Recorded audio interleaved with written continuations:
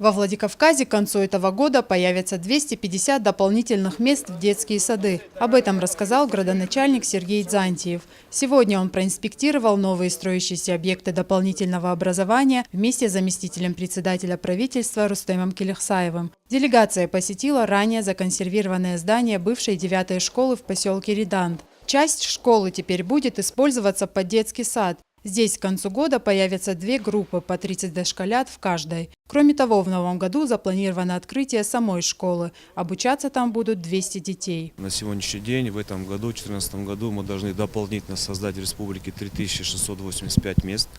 Из них путем капитального строительства это 1050 мест. И мы знаем, что в городе Владикавказ строится 3 детских садика.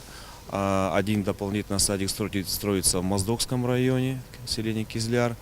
И вот то, что мы сейчас увидели, проехав 4 садика в городе Владикавказ, это так называемые дополнительные места в детские сады.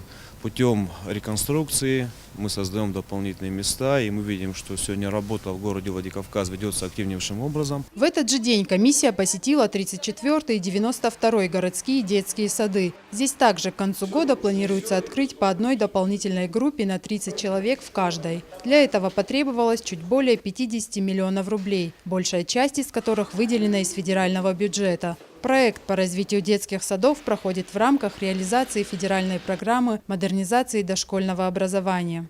Рая Дзантьева, Алан Гасанов, Осетия ТВ.